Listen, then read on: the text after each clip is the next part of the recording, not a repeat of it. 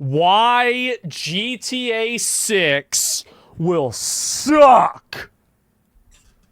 This video came out 4 months ago. All right. This is a good one. This could be a very based video. We don't know yet. Old GTA was like this. Nigga, nigga, showed them niggas who's gangsta. Nigga, fuck you. Nigga, What's up, my nigga? Gangsta shit, nigga. nigga. All the pussy-ass GTA Online stuff since 2020 is like this. Have no fear in design! Badonkadon! Badonkadon! Do talk some shit, but he right. Only gunshots you gon' hear in here be some fool's burble tune. Hey, that's what this place is all about. Be who you wanna be. Freshiest Metasaurus! Freshiest Metasaurus! Is this true? Shut the fuck up! Look at you You were with Mimi, right? at the car meet. You don't look like much of a driver to me. You heard what she said. You look like a hoe. Just kidding, baby. Guys, can I be honest with you? I don't really care if GTA 6 gets delayed again because whenever the game comes out, it's going to be fucking gay and retarded. How do I know this? So, okay, so the prediction is that GTA 6 will be both gay and also retarded. Okay, that's a big prediction. All right? 3 reasons. Okay. KDJ and Number Sasanta, Dax and the Awful Fooligan, characters. El Rubio and English Dave. So they made 3 bad characters. It means that it's going to be bad. These are the main characters from the LS Tuners update in 2021, the LS Drug Safe Wars update Edgy. in 2022, and the Cayo Perico Safe Edgy heist as from well. 2020. Okay. Now, guys, let's think really hard here. Why were GTA characters in San Andreas, Vice City, GTA 4, and GTA 5 so hilarious and badass? And why is all the writing Unfiltered? Rockstar is doing for GTA today so cringe, gay, Because it's women that are doing the writing. and corny? And it's actually really simple. Bros used to work at Rockstar. Now it's a bunch of women, bull-dyke lesbians, and soy boy beta cucks who wear dresses. But here comes the response. I knew it! Nah, I dude, knew it, bro! Lucia and I Jason knew are it! based as hell. They look so cool and badass. My brother in True. Christ, a leopard can't change its spots. This is literally the writing team Yeah. working on the game right now. Uh-huh. We know the GTA 6 story will be corny, soft, gay, politically correct nonsense because KDJ, Sasanta, Dex, and every GTA Online update since 2020 has been corny, soft, gay, politically correct nonsense. Is that true? Like, I don't even know if that's true. I haven't played any of these. I have no idea. Another objection I hear is this. No, man, they're bringing back old GTA. My sweet summer child. Nobody who made old GTA games is at Rockstar anymore. Yeah. Do you know who created Nico, CJ, Tommy, and all the others? It was Dan Houser, Leslie Benzies, David Jones, Aaron where Garbutt, are Michael they now? Unsworth. All of them are Oh, gone, they're gone. Okay, so not the company anymore? All right. kiddo. It's just a bunch of fat white women working there now.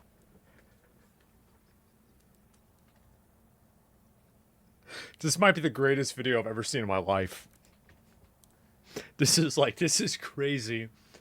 Is this the way a communist feels watching Hassan? Like, this is, oh my God. This is crazy. And fat white women definitely know how to make based, edgy video games, as we've seen with Concord and Veilguard and Ghost You of... know what's really funny is that there are a bunch of fat white women that know how to make really based video games and based content. And do you know what all of their hair color is? It's the same. It's gray. They're all old. They're a bunch of old ladies that are like, oh, this is going to be good. That grew up like, it's like my mom, right? 70, 60-year-old women that like grew up playing video games and they were for losers. Woke Tay. So boys, in this video, I want to do something very simple. I want to compare the GTA characters of the 2000s with And by the way, I'm only halfway memeing, okay? Like a woman was one of the writers for Expedition 33, and a woman wrote Final Fantasy 14 Shadowbringers. So like this is only usually true. It's not always true, it's just usually true. post-2020 storytelling that Rockstar is doing now. And what I think They we don't will make see women the is way that they used to. Rockstar in They 2026 don't make them the way they is used to. literally incapable of writing interesting or funny characters anymore. Let's go. So as we all know, AAA games are complete slop now, but occasionally one comes along like That's a good Expedition game. 33 that I think is worth buying. Yeah. And I just discovered this website to get brand new games super cheap and legit, and it's called Aniba. So check this out. I use Pirate Bay, but yeah. Expedition 33 is $50 on Steam right now. It's $26 on Aniba. Silent Hill 2 is Yeah, I was $70. able to download Death Stranding 2. It was only 1 gigabyte, and it was an executable file, but the game didn't run. I don't know why. My computer doesn't really work that well anymore, so, don't download Death Stranding 2. On Steam right now. It's $27 on Aniba. Lies of P, great game by the way. It's $70 on Steam right now. It's $20 on Aniba. You pay the money and they send you the code to install the game. Done. Surely this is a scam, right? How can these guys do this? Aniba basically buys game keys in bulk and at deep discount in other countries, and then they resell them at a slightly higher price, so they're still making a profit. It's a Absolutely a scam, but they do it. It works. Hey, if you can do it, you can do it. pretty cool idea. Every game key I've gotten from them was legit. If you get one and it doesn't work, you just send them screenshots of what happened and they will give you a full refund. It works for Steam games, Xbox, PS5. Bro, Days Gone, banger. It's $40 on Steam. I was going to play that with my girlfriend, and then she broke up with me. Usually it's I think I even bought the game to play it with her. Oh, well, I wonder if I still have it. I think I might still have that. I don't know where it is.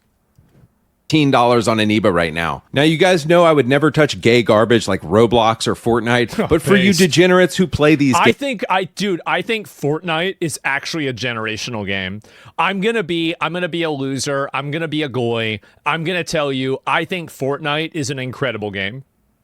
I do. It's a really, really good game. The hate on Fortnite is forced. I think it is too. you can also get V-Bucks and Shark cards very cheap through Aniba Shark too. cards. Everybody I've talked That's to for has had a GTA. great experience with I know Aniba. that. They just save you a ton of money and they're totally legit. All right, back to the video. All right, so we're going to look at 3 examples of why Rockstar is incapable of writing funny or interesting characters anymore. Number I 1. already saw 30 examples in that photo. I don't need any more. 1. Lamar from GTA 5 2013 versus KDJ and Sasanta from GTA Online 2021. What makes Lamar such a relatable character is that I grew up with guys like this, and he's just funny as hell, man. Everybody knows somebody like this. Oh, nigga, don't hate me because I'm beautiful, nigga. Maybe if you got rid of that old yee-yee ass haircut you got, you get some bitches on your dick. Back when GTA 5 was written, probably in 2010, Rockstar used to just observe reality and show it. You see this same thing in GTA San Andreas. Rockstar used to not have a message they were trying to get across. They just wanted to show reality. San Andreas doesn't whitewash anything. Black gangs were violent and corrupt. Cops were...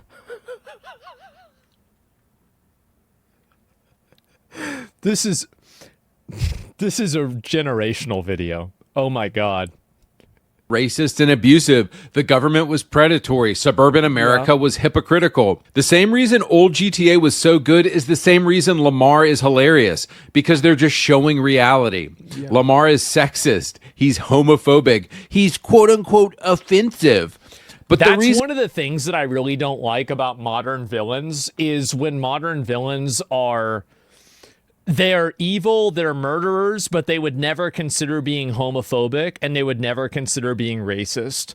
Like, I understand, like, I don't think it's always bad, and I think that there are some instances where it's not bad, but overwhelmingly, like, when I see that, I think to myself, oh, I'm looking at modern slop. Oh. And they're always white, yes. reason we all love characters like Lamar is because they're relatable and we know dudes like this. GTA post-COVID doesn't do This guy looks like a streamer. Holy shit, that's bad. Damn, bro, like... this anymore. They whitewash characters, they make them watered down and palatable and sanitized for modern audiences. Nowhere is this more clear than the cringe 2021 update Los Santos Tuners. First off, it starts with Mimi, this corny chick, and Hal talking about how everyone is welcome here. Hey, that's what this place is all about. Be who you wanna be. Tuner, modder, stock car racer, obnoxious as a motherfucker. Express yourself. Bro, in San Andreas,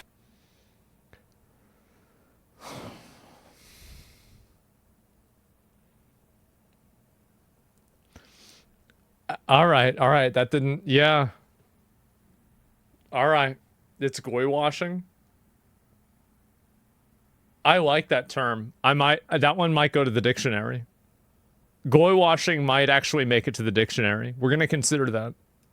Yes, you were killed for being in the wrong gang. Now GTA is like, it's 2025, man. Let's be inclusive. But it gets worse when we meet KDJ and Sasanta. Who they? Let's get a look at you You were with Mimi, right? at the car meet. You don't look like much of a driver to me. You heard what she said. You look like a hoe. Just kidding, baby. All right, so first off, who the fuck are you? The first thing they do is diss you? What? This is what I'm talking about when I say modern Rockstar literally doesn't know what they're doing anymore. In GTA 4, this annoying couple would be the bad guys and then you would get to kill them. But modern Rockstar is so gay and woke, they've written a villain that they don't even realize is a villain. That's how bad it is. But it gets... That is one of the problems. I think that he's right about that. That this is what I said earlier. It's like kind of in mixtape where like the main characters. So this is the problem, is that developers get really sensitive about you making fun of their characters, but it's because their main characters are obnoxious and unlikable. But the reason why they're obnoxious and unlikable is because they're self-inserts. And that's also the reason why they get defensive about them. I think that's what happens. It's kind of like, you know, how many of these like modern video games are that the adults were actually wrong and the kids' emotional reaction was actually the correct opinion to have? Too many. Worse because they're not even funny at all and they have this annoying subplot to call you constantly and the dude is just gooning for his ugly girlfriend and talking about it the whole time. Showtime, babe. Oh, your timing couldn't be better. Just got my ass in the hot tub. Without me? You don't need no invite, baby. You got an all-year pass. Dude, the fact that you don't get to kill these characters tells me Rockstar literally has lost the plot and doesn't even know how to write a character anymore, so I know that GTA 6 will be garbage. Moving on, number 2, Trevor from 2013 versus Dax and the Fooligans in 2022 GTA Online. Okay. Please, son. Your daddy's been a bad boy. Please, son. You want a sniff? The fuck is wrong with you? With every executive and director of communications from here to Bangalore taking it left, right, and center in the name of team training. Guys, let's be honest. Trevor eats hikers. He wakes up with his pants down next to a pig. When he's not pitching Asian investors on Trevor Phillips Industries, he's brutally murdering Lloyd and Deborah or going on romantic dates with the 57-year-old Mrs. Madrazo. Trevor is unhinged in the best possible way, and I don't think we will ever get a character like him again from the soft-ass pussies who run Rockstar today. Trevor represents the pure, unbridled nihilism of a GTA player. What modern game developers don't understand is this. You don't have to agree with a character to find them fun to play as. That's a big one. I think he's right about that. I don't agree with Trevor's nihilistic view of the universe, but he sure is fun as hell to play as most of the time. He's a ball of chaos and energy that gets thrown into situations and you get to watch everything collapse. It's great. Now contrast Trevor with Dax, the fake, edgy, boring, safe, sanitized, Pineapple Express ass, Seth Rogen ass of Los Santos drug wars. Oh, geez. Let's get some of those beers out. Let's get some of those beers out.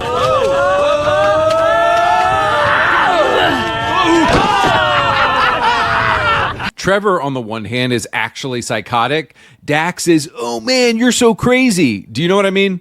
So Dax is in this group called... I do think this is true. That like a lot of the like really edgy, brutal shit is stuff that people hate.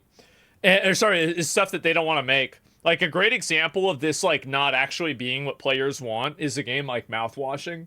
And like that game was like really, really, really edgy, right? But people loved it because people want to have video, like life is edgy. Like people have scary and, you know, like fucking politically incorrect, you know, experiences. And if you're not able to write something that can, you know, that can resonate with that, it's just not going to work. Fooligans, and despite all of them cracking each other up apparently 24/7, I didn't laugh a single time during this entire story. Freshiest Metasaurus! Freshiest Metasaurus! He has some fat-ass lesbian who hangs out with him and a guy named Lab Rat who cooks meth for him. Yeah, I can barely watch any of this because it's so cringe and boring, But just to let you know, this was written by the writing team at Rockstar. This is the team making GTA 6, and this is why GTA 6 will be boring as hell. Dax is basically all of the Seth Rogen-ass millennial stereotypes rolled into one. Corporations are bad, man. Drugs are cool, man. He just yammers on constantly on the phone and never shuts up or stops cackling with his stupid friends. There's no menace or mystery or anything interesting about Dax. He exists just to be your pal, man. But again, this is rock. I mean, this does sound really cringe. I'm going to be honest. It does. It's a juggalo. No, even juggalos are cooler than this. Like, I wonder if it's this bad. Like, man, this is for story mode. They take story mode a lot more seriously. Well, I don't know. Rockstar writing in 2025. Moving on to my final point, I want to talk about villains. I couldn't decide who I wanted to pick, so let's just say we have old GTA villains like Big Smoke, Officer Tenpenny, and Sonny Forelli on one side, and then we have corny-ass villains like El Rubio on the other side. Isn't it so funny that the graphics were shit in GTA San Andreas, and yet some of the most memorable characters ever were created that can't even be rivaled today? I think that the problem is that nowadays they try to make characters that look realistic rather than characters that look cool. And I think that a lot of Western studios go in the route of trying to incorporate and utilize photorealism rather than some degree of photorealism with also an extra amount of fantastical design. Like a great example of this, I'll give two examples of it, a Western example and also a Korean example. I think the Korean example is obvious. It's going to be Stellar Blade, right? And so like that's a really good one. You could also say, I mean, another good one would be, like a fucking Resident Evil, right? Like the guy that plays Leon looks kind of like Leon, but not really. Same as the girl that plays, like Ada Wong and Ashley. They kind of look that way, but not exactly.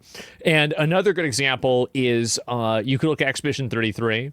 Like Andy Serkis looks like Renoir, but they clearly changed the way that he looks to a degree. So it's like it's clear that it's Andy Serkis, but it's also clear that it's Renoir. And I think that nowadays, when you take the character and you one-for-one the character, it just causes problems. It does. It causes problems, and it looks weird. There's a common element here, women. Well, I don't know. He looks like Gollum, though? Sure. That was a long time ago. Big Smoke is such a good villain because he exists as comic relief the entire game to let your guard down.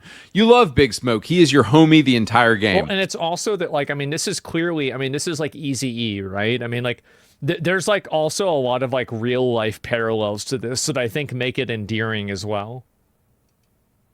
And so the knife twist that happens when he finally betrays you in the end is nothing like you've ever felt. It's truly next level evil. You could say the same about Devin Weston being an amazing villain in GTA 5. Yeah. He's a rich, douchey white guy in workout outfits, and you find out at the end of the game he was just playing you and using you as a pawn the entire time. The greatest evil GTA 5 posits doesn't come from street hustlers, but corporate shills like Devin Weston keeping their hands clean. So what kind of writing is gay-ass Rockstar doing in 2026? Well, they're creating corny-ass characters like English Dave and El Rubio. English Dave. English Dave is a topic for another video, but guys, Cayo Perico, like nothing funny happens. You meet these women, and then there's Mrs. Madrazo in there, and you go on a plane. It's just some of the most boring cutscenes with completely uninteresting characters. I truly think if you compare like the storytelling in Cayo Perico to I think it's also like it's like this with movies too. Like, if you go back and you watch Friday, holy shit, was that a good movie. Like, I saw it for the first time, like, 5 or 6 years ago. And, oh my God, that was insanely good. Holy shit. I didn't even realize how good it was. And it was, like, still a great movie. And it's like, you really get to see... Like, that videos, like games, movies, everything used to have such an edge. It used to have such an edge to it. And there was more than an edge. There was like, one thing that I think a lot of stories are afraid to do is take themselves seriously now. And I don't know if that sounds weird to say or not, but it seems like usually suspenseful and thematic or emotional moments usually get broken up by quips or by some form of comedic relief or something like that. And I think that you definitely have a genre. Like Marvel is a great genre for that. And I think that with Marvel movies, it's great that they have that. But the problem is that everybody started doing that, where that was kind of like the charm and the always upbeat comedic, experience, like watching, a Marvel movie.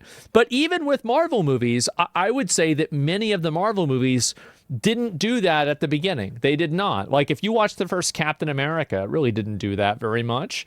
Even you watch the first Avengers, it didn't really do that as many times, right? I mean, Thor 2 didn't do that, I think, hardly at all. So Iron Man 1, yeah, definitely. And so like, I think that movies now and media is almost afraid to take itself seriously.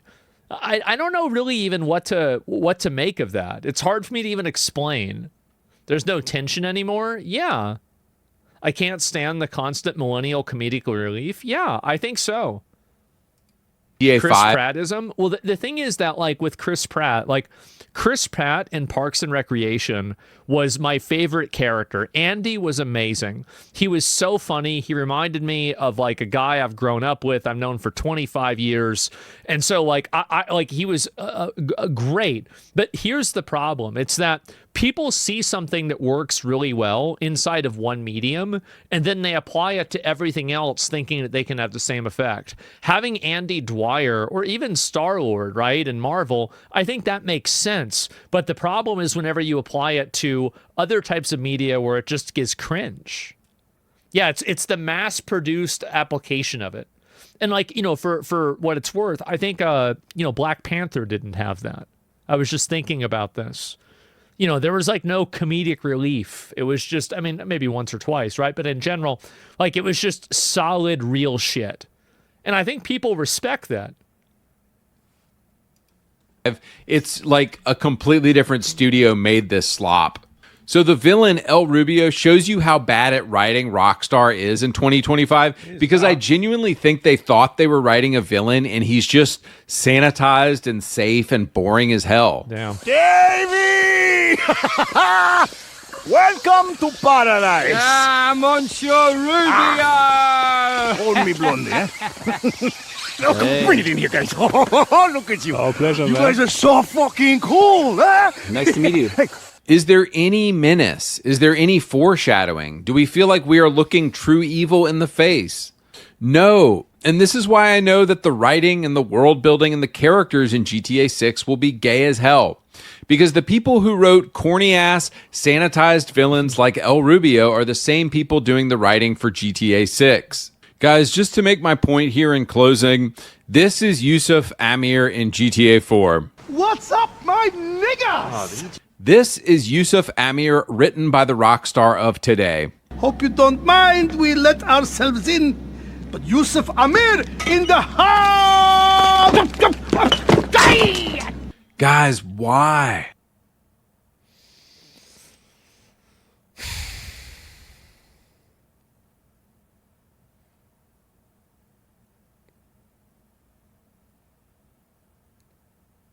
That was funny, though. Guys, I think we have a real Goyim in chat.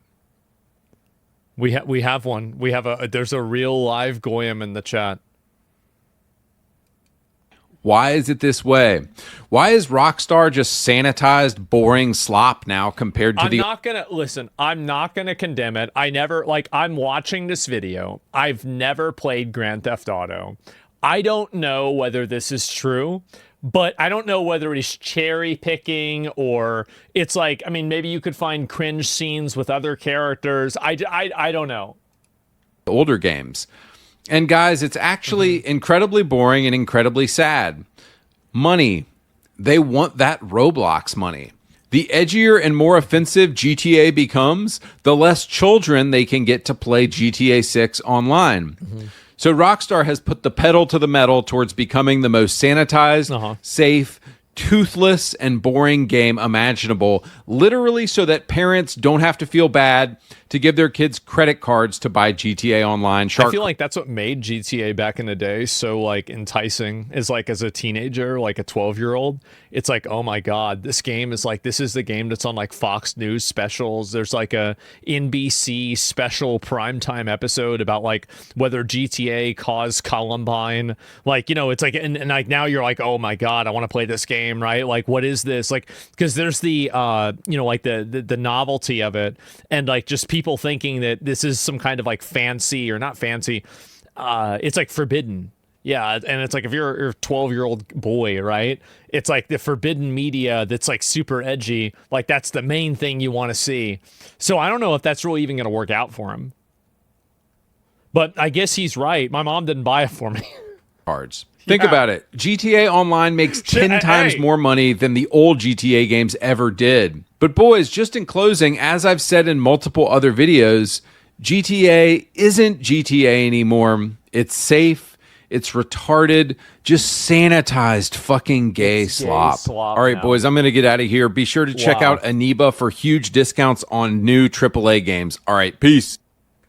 This guy, Andy Pants, every time I see one of his videos, he just lays it out. He does. He just lays it out. He doesn't give a fuck. He doesn't try to mince words. He just says exactly what he's thinking, and I think it's fucking hilarious. It is. He's so funny. And anyway, yeah, there's the video. Make sure to give him a sub, give it a like if you like the video, right? I thought he's cherry picking. I don't know. I don't want to say it's going to be bad, but I do think that, you know, again, like I'm very reluctant, but from everything that I know about Rockstar, they've always made really good games. So I don't want to go and, you know, like criticize it too much. So yeah, I don't know. I'm not sure. I haven't played it, and so it just seems I see what his point is, and I kind of agree, but I don't know really if that's a good example one way or another.